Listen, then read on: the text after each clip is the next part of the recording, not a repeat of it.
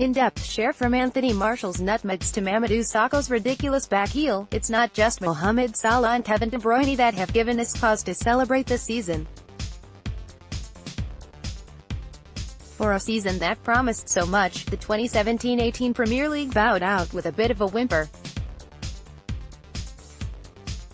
We might have known the title was always likely to be wrapped up early, but most expected the battle for Champions League football to prove much more tense than the straightforward conclusion it offered up.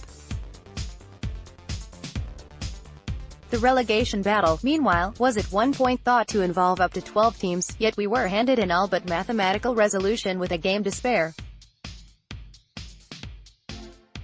It definitely owed us more. Still, sometimes we need to make a trade-off, sacrificing high drama at the last for moments of high quality across the preceding 9 months.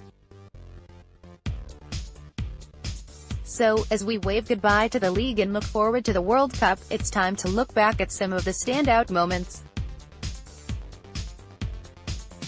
Swashbuckling United. Given the manner in which Manchester United have closed out the season, it's easy to forget the breathtaking manner in which they began it. United scored 4 goals no fewer than 4 times in their first 7 games, at times looking far more like Jose Mourinho's Real Madrid than Mourinho's Inter. They were not just goal scorers but entertainers, with the 4th of those 4 goal hauls highlighted on Anthony Martial nutmegging and Ross Townsend with such ruthlessness that one wonders whether it was enough to transfer some of Martial's powers to the Englishman after Christmas. Martial last scored in January, while United's last 4-goal league game came a month earlier, just a couple of days before the French forward was at his best once more. His assist for Jesse Lingard was the highlight of a win over Arsenal, which has a good claim for being the best game of the season, certainly in terms of providing entertainment and 2 teams demonstrating the purest forms of themselves for a full 90 minutes. Palace's recovery. The 4-0 defeat at Old Trafford was Crystal Palace's 7th from their first 7 games, and anyone watching that day could be forgiven for expecting them to be done and dusted before the final day.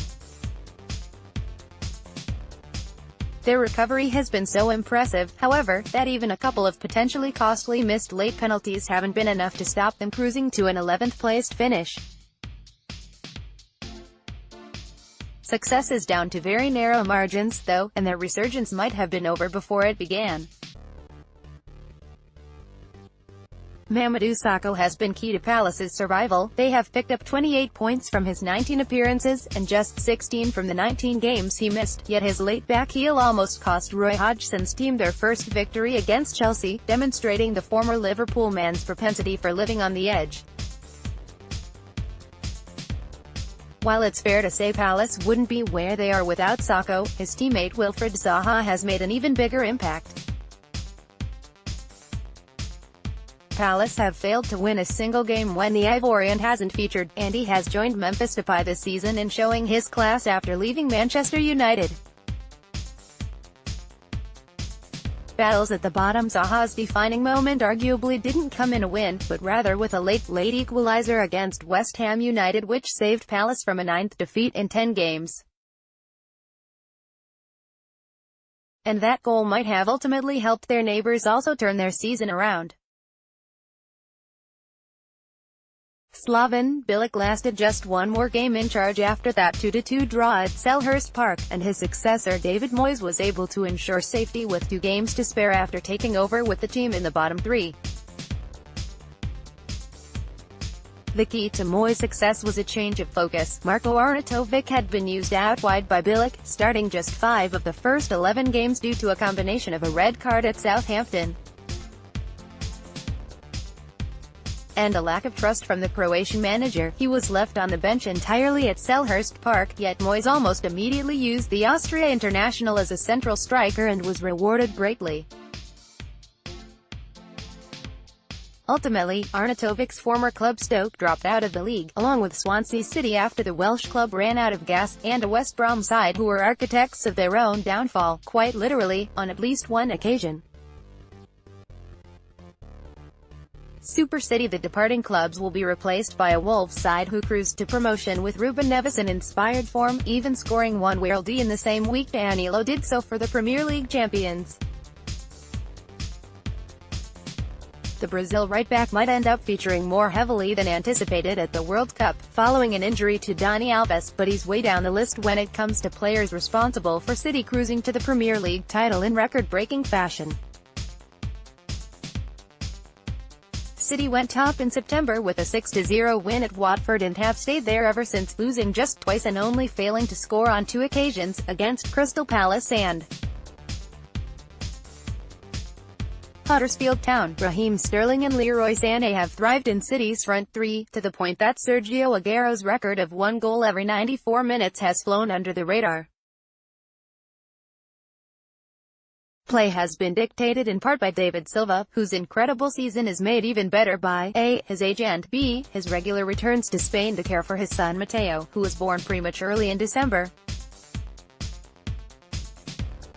Plenty could have forgiven him a mediocre season, but he's been as impressive as ever. The star of the show, however, has been Kevin De Bruyne. The Belgian will be a huge threat to England at the World Cup, even with international teammate Michy Batshuayi missing the tournament and Romelu Lukaku entering it off the back of some less than inspiring form. An incredible blind pass for Sané in a 7-2 victory over Stoke might have been the highlight, but De Bruyne has been consistently brilliant throughout the season, and few would have argued had he been named Player of the Year. We've got that he hasn't claimed that accolade is down to one man and one man alone. Not only has Mohamed Salah scored hatfuls in the Premier League, drawing level with Luis Suarez's Liverpool record back in April, but he's helped the Reds to a Champions League final. It's not just about the Egyptian, of course, there are 3 names in that sugary right, after all, but he has more than made up for the loss of Philippe Coutinho, whose slow start at Barcelona has featured the odd flash of brilliance. I wrote about Salah back in January, when he was in the midst of an impressive debut season at Anfield, but few would have been surprised to see him drop off a little after scoring 24 times before the turn of the year. Instead, however, he has added a further 21 in 22 games, including crucial Champions League goals against Manchester City and Roma. Throw in Sadio Mané's big game goals, Roberto Firmino's no-look finishes and James Milner's tireless running, and you have a team who no one is writing off ahead of a Champions League final against holders Real Madrid. So yes, the Premier League might have effectively ended a week early, but plenty was crammed into those first 37 rounds of games. Time to drink it all in, have a nice little reminisce, and get ready for the World Cup. By Tom Victor Moore from Planet Football. 2018-19 kits revealed so far: Man Utd, Liverpool, Dortmund. Fergie, Henry, Danny Dyer.